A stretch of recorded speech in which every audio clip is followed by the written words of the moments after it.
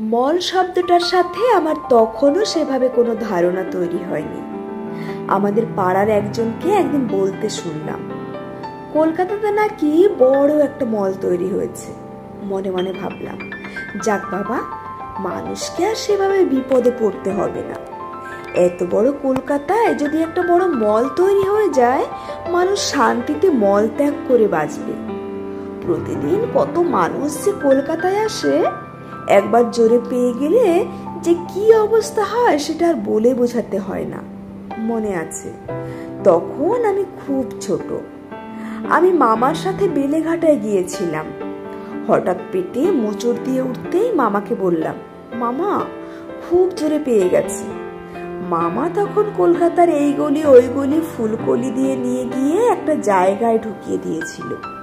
সেই প্রথম জেনেছিলাম ত্যাগ করতেও টাকা লাগে। মামার পকেট থেকে সেদিন 1 টাকা খসেছিল। আজ থেকে তাও প্রায় কত বছর আগের কথা। 1 টাকার মূল্য তখন অনেক।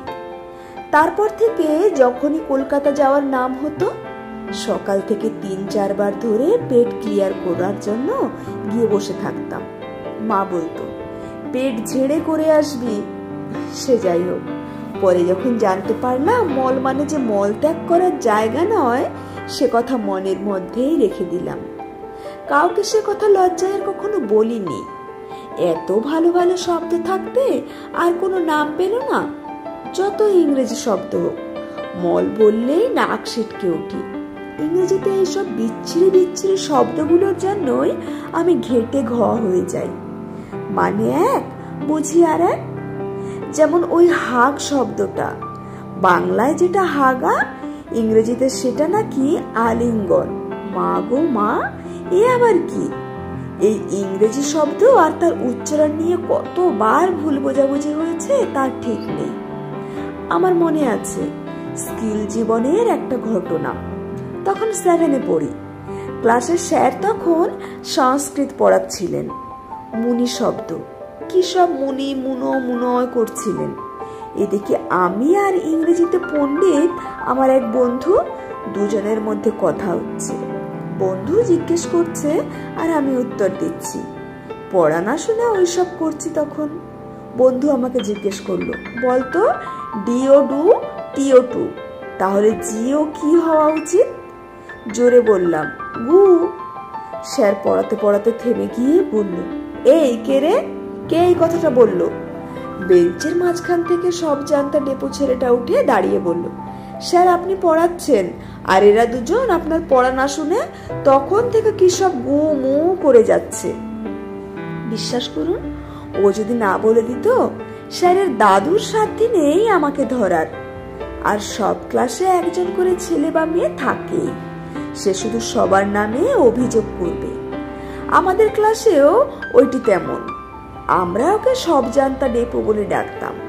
সে যাই হোক, স্যার পড়ানো বন্ধ করে আমাকে বললেন, কি বলছিলি তুই?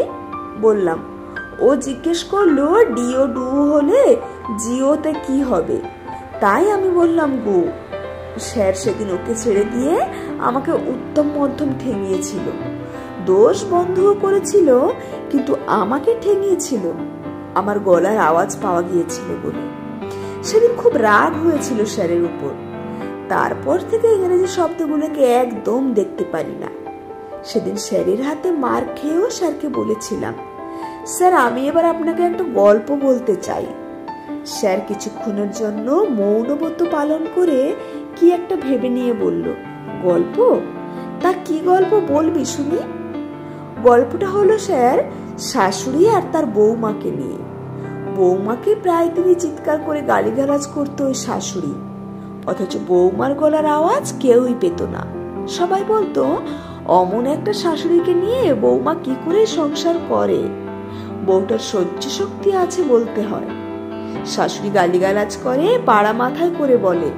সবাই তখন শাশুড়িকেই দোষ দিত। পরে কি বোঝা গেল জানেন?